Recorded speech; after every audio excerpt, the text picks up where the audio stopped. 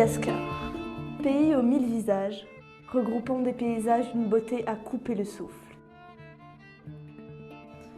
L'île n'abrite plus qu'une partie de sa forêt primaire, mais elle reste un des endroits les plus riches en termes de biodiversité sur la planète, avec de nombreuses espèces de faune et de flore endémiques.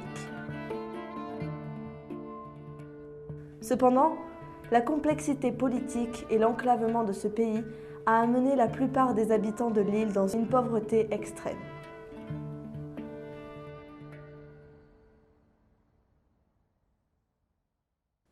C'est le 3e épisode pour l'association Grain de Riz. Cette année, l'objectif est de rendre les bâtiments scolaires fonctionnels. Un véritable défi qui demande beaucoup d'investissement, que cela soit pour la récolte de fonds ou la réalisation concrète du bâtiment par les villageois.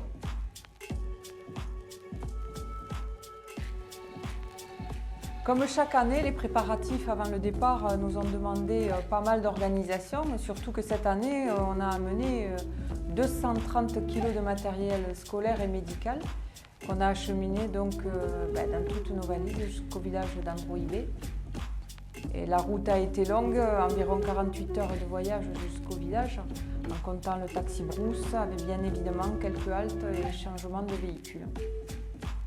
Cette année, on est parti pour cette nouvelle mission à 5, Francis, c'était son premier voyage, Pascal et Myriam qui sont revenus, Philippe, moi-même, et Isaïe qui était déjà sur place et qui nous attendait là. Au début du séjour, les membres de l'association Grain de Riz font un petit détour par Ankara Fantsika, où ils récupèrent une dizaine d'enfants du village d'Androïbé, alors en séjour dans la ville de Majunga.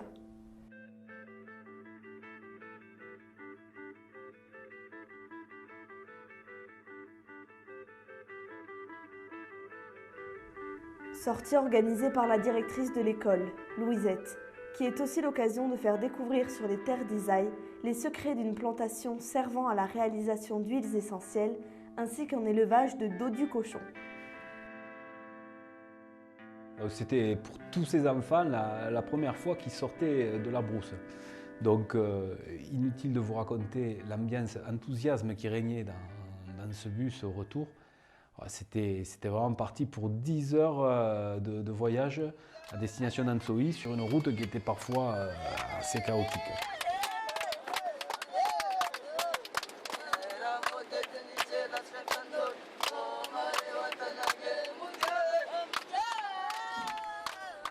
Lorsque nous revenons au village après un an d'absence, c'est toujours un moment unique qui nous prend aux tripes.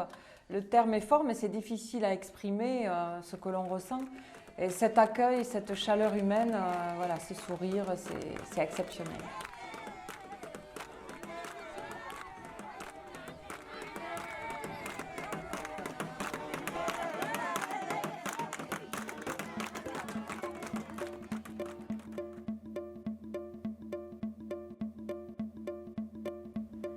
Lors de l'arrivée, les villageois, ainsi que le maître d'œuvre, M. Ratsirivola Ruffin, tiennent à montrer l'avancée des travaux, qui ont pris un peu de retard par rapport au planning fixé. Sur les 3 bâtiments, un est intégralement terminé, un autre en cours, et le dernier n'avait pas encore démarré sa construction. Les causes de ce retard sont multiples et concernent notamment des priorités définies sur des manifestations traditionnelles et cérémonies, ce qui a pris du temps aux villageois. Leur contribution personnelle n'étant faite dans les délais, la suite des travaux organisés par le maître d'œuvre n'a pu être entreprise. Tout ceci mérite donc quelques explications et plusieurs réunions sont organisées afin de redéfinir les objectifs, l'importance du facteur temps et surtout leur contribution personnelle dans les travaux. Et ces mises au point sont parfois très animées. Ce qui est formidable dans tout ça, c'est l'extraordinaire énergie déployée dès le lendemain par les villageois pour la construction du 3e bâtiment, ainsi que la finition du second. Ce ne sont pas moins de 60 de personnes du village, hommes et femmes confondus, qui se mettent au travail. Mais tout ceci était nécessaire pour notre maître d'œuvre, pour qu'il puisse continuer les travaux, à savoir la réalisation du toit, des chapes, des plafonds, et des enduits intérieurs et extérieurs. Quant à l'école annexe, c'était une étape incontournable pour notre séjour, car l'objectif cette année, c'était de construire une latrine et un puits. Ce dernier d'ailleurs maintenant fini et fonctionnel. Alors l'ouverture du puits au village annexe, sous nos yeux et les yeux des villageois, surtout, ça a été un moment très émouvant, un peu humoristique parce que d'abord on ne trouvait plus la clé du cadenas, après la trappe était bloquée. Voilà, mais c'était exceptionnel aussi. Et quand on a réussi à l'ouvrir, c'était un moment extraordinaire pour les villageois puisqu'il n'y avait pas d'eau. Toutes ces femmes, ces enfants et les hommes qui étaient autour de ce puits, on avait l'impression qu'on extrayait de l'or.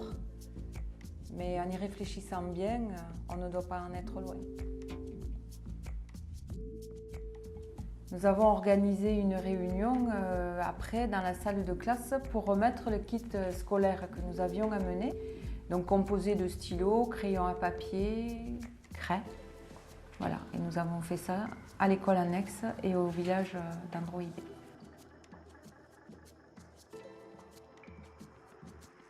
Donc durant notre séjour, nous en profitons aussi pour réaliser un peu de maintenance sur les équipements qui étaient déjà en place depuis l'année dernière, comme la pompe manuelle du puits. Et nous sommes également tombés sur quelques mauvaises surprises, comme les plafonds par exemple qu'il a fallu refaire, ravagés par les termites. Et oui, c'est dur à croire, mais là-bas, on ne pensait pas que ça pouvait nous arriver. Donc nous avons pris notre courage à deux mains et on a refait l'intégralité en fait durant le séjour du bâtiment avec une technique différente et surtout une essence de bois qui était beaucoup plus adaptée.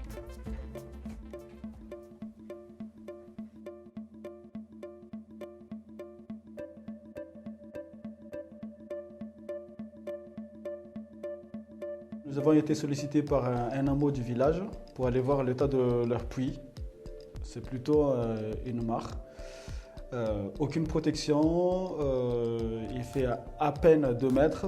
Donc pendant la saison de pluie, donc, tout l'eau se déverse sur cette mare.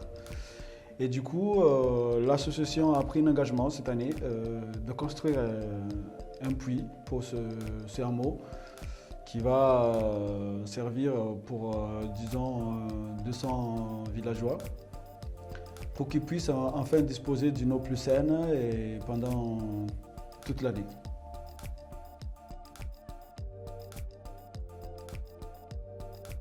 Donc cette année, nous finalisons également notre projet avec la construction du CSBE au village. Et donc en association bien évidemment avec le ministère de la Santé et de la direction régionale de la santé publique d'Ansoï. Donc ces multiples rendez-vous ont été nécessaires durant le séjour pour valider notre convention de partenariat qui avait déjà été signée par le ministre de la Santé, ce qui est très important pour nous. Nous nous sommes déplacés également sur la réserve de briques que les villageois ont commencé à fabriquer pour la construction du futur CSBE. Et ça nous a permis d'ailleurs de voir à quel point ces derniers étaient impliqués dans ce projet.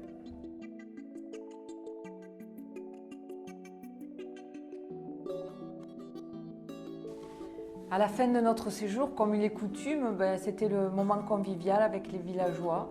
Donc cette année, on avait un artiste avec son accordéon. Donc on a partagé le pot de l'amitié, on a dansé les danses donc, traditionnelles. Voilà, on a savouré nos derniers instants sur l'île Rouge. Et le réveil un peu difficile, et puis c'est le jour du départ, c'est toujours difficile, comme chaque fois avec un petit pincement au cœur.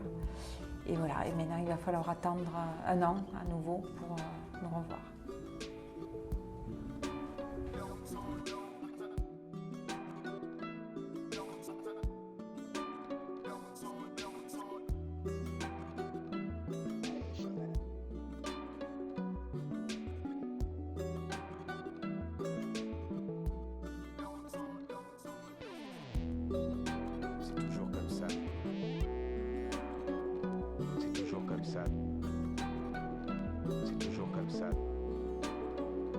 C'est toujours comme ça.